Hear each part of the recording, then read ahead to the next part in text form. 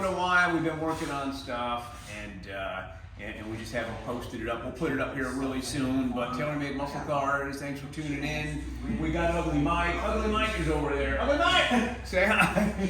Ugly Mike. We got Joe. You guys seen Infield Joe on a few videos before. We did 67 Camaro. That Camaro was 67, Joe?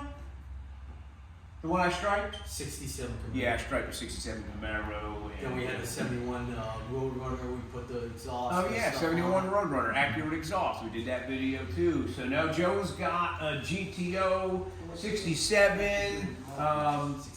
66? 66 GTO. He bought this from one of our customers, and he's doing an LS motor in it and a little bit of body work and things like that. Joe, tell a little bit about the motor and what you're doing here. So basically, this is an LS swap. I bought it from a gentleman in Umatilla. It was a roller, no motor, no tranny. It was an original Orlando car. It was sold out of Orlando, brand new. It always stayed in this area. And I bought a 2007 Yukon XL donor vehicle. Pulled the L76 6-liter with a 4070 out of it, swapped it into the GTO. I've got all new brakes, all new fuel, all new cooling, all new electrical. I've got all brand new glass in it, front, rear, side.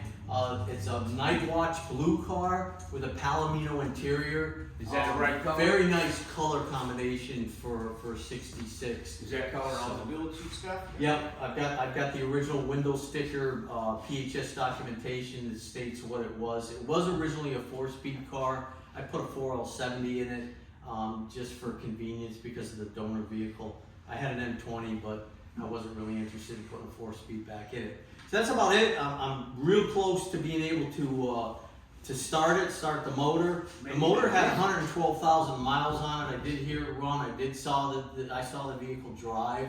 So I know, at least in theory back then, a couple of months ago, when I started this project, it was a runner. So I got my fingers crossed. I'm gonna fire it in a couple of days before before Halloween. Really? I should be able to fly it. Maybe you let us know. Yeah, and do another video. And give you a hand with it. Man, the gauges look good, dude. You've been the gauges look really nice. Yeah, I've been. What about the mounts and things like that? How was it a swap mount? Was it pretty? It was pretty easy. I used TransDAP for the. You have to change the frame mounts as well as get mounts for the actual block. So you swap both of them. If you had this is a GMA body. If you had, a Chevelle, don't think you're gonna have to change the frame mounts. But the Pontiac's a different kind of frame mount. So I changed the frame mounts, changed the body mounts. I used the stock rear cross member for the transmission. I bought a new drive shaft for it. Got my Kragers on it, 17-inch Kragers. I got disc brakes in the front, power disc brakes. The drum brakes in the back. It's a stock rear end. It was an AC car, power steering, power brakes, AC. Don't have AC in it at this point. Want to focus on getting it running more than anything else. That's about it. It's getting there. Heck yeah, dude. I'm liking it. I didn't know you were doing all this too, honestly.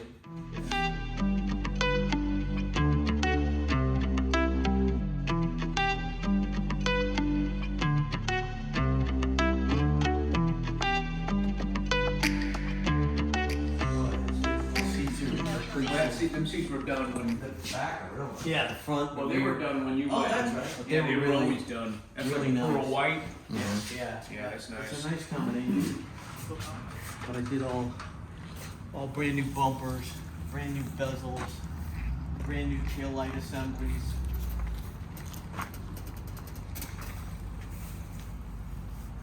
So I need to do finish work. The body and paint was done years ago, and it's showing. Sure it is. The quality of the work back then, so it needs some loving. It needs some loving. If you're gonna have us paint this, Yeah, no, if you look underneath the, whatchamacallit, right here, there's the OEM computers. oh, so you use the OEM LS computers. Yeah. What was it, from a Suburban or something? This was from a Yukon XL. The Yukon XL. So all of the computers, and there's the, find my wire pedal, I've got to figure out how I'm gonna. It's a lot less difficult than a Hemi swap. Yeah. There's not a whole lot of wires for this when you No, use the they're- factory wires. No, they're simple. What the hell, man? Well, I didn't use, this is an aftermarket harness, aftermarket body harness, and this is a PSI conversion engine harness. I don't know if you've used those before, but those are out of What New is that? Jersey. And it's just a high end, there's two manufacturers of engine harnesses for LS swaps, essentially in the United States. One is PSI conversion out of New Jersey, and another one is BP, I think Automotive, down in somewhere in the south here, Tennessee or somewhere around that. Those are about the only two USA. Everything else is China copycats. And there's a big difference in price. This was an $800 harness. The China stuff is $300. You can get It's a $300 harness. You know, they don't use Delphi connectors. Yeah. They use a lot of different stuff. So it may come back and bite you later on when you use that quality. Or may So, not, I don't American. know. What'd you use, T? Mine was a Terminator X. It came with a harness from Holly.